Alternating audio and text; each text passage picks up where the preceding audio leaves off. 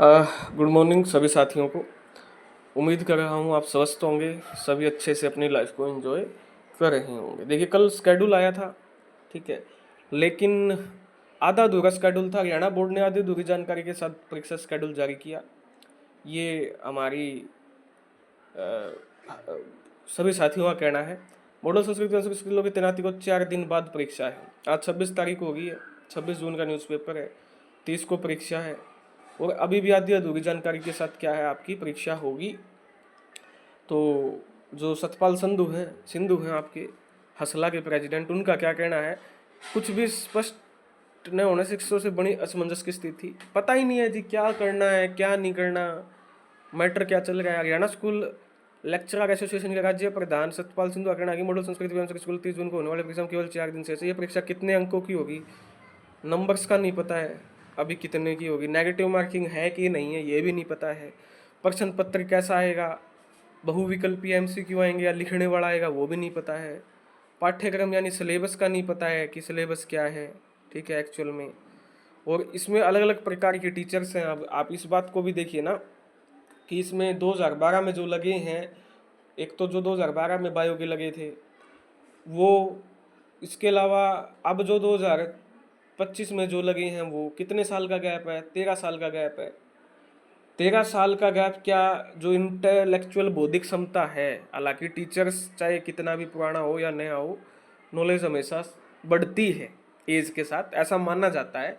But एक अलग तरीके से उस फैक्टर को लेके चले कि जो हमारे पुराने साथी हैं वो भी तो एग्ज़ाम देंगे, वो भी तो दे सकते हैं, कन्फर्म तो नहीं है देंगे या नहीं देंगे। तो उसके लिए तो कम से कम जो स्पष्टता है वो बहुत ज़रूरी है, ठीक है ना, क्योंकि कई बार टच नहीं रहता, टच छूट जाता है। बट मैं मानता हूँ टीचर्स जितने ज़्यादा लंबा टाइम वक्त स्कूल में बिताएगा, क्लासरूम में बिताएगा, एक्सपीरियंस बढ़ेगा, लेकिन स्पष्टता तो होनी जरूरी है ना। तो उन्होंने कहा कि कभी कोई स्पष्ट व आधिकारिक जानकारी नहीं, जबकि इस बारे में शिक्षा विभाग बोर्ड को समय रहते सूचना देनी चाहिए थी ताकि शिक्षक उसी अनुसार परीक्षा की तैयारी करते। परीक्षा से संबंधित कुछ भी स्पष्ट न होने से शिक्षकों में असमंजस की स्थिति है, रोष उत्पन्न हो गया है। रोष तो हमें तो उत्पन्न है भाई, एसोसिएशन मजबूत होती तो ये सब कुछ होता ही ना। कोऑर्डिनेशन अगर एसोसिएशन में होता तो ये इतनी तामझाम की जरूरत ही नहीं होती। अब कब तो ये जानकारी उपलब्ध करवाएंगे, हो सकता है अभी कंफर्मेशन आधिकारिक तो है नहीं। जब टीचरों में रोष है, प्रिपरेशन टीचरों की है नहीं, तो फिर एग्ज़ाम लेने का क्या फ़ायदा है, और क्या ही एक टीचर एग्ज़ाम दे के करेंगे।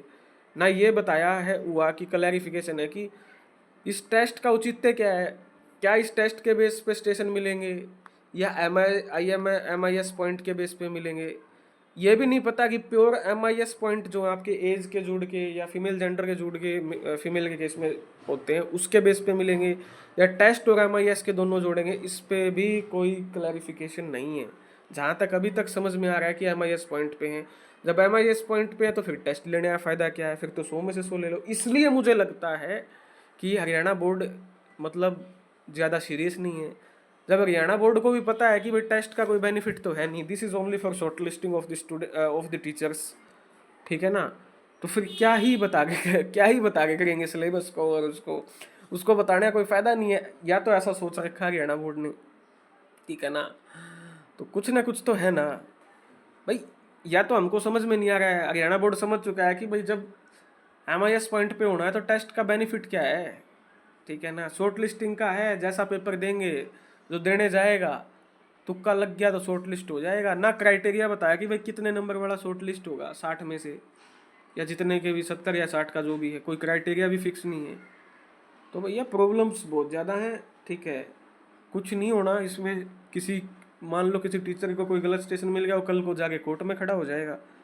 फिलहाल की जो कारगुजारी चल रही है इनकी, इस हिसाब से कोर्ट फिर टीचर के पक्ष में फैसला देगा और वो तबादला जो ड्राइव है वो वहीं की वहीं अटकी खड़ी हो जाएगी, ठीक है ना। तो एडमिनिस्ट्रेशन बिल्कुल नल एंड वॉइड है। मंडलों में ये ज़िले हैं आपके, अम्बाड़ा में इनमें एग्ज़ाम होगा, अम्बाड़ा, कुरुक्षेत्र, पंचकुला, यमुनानगर, हिसार में फतेहाबाद, जींद, हिसार, सिरसा।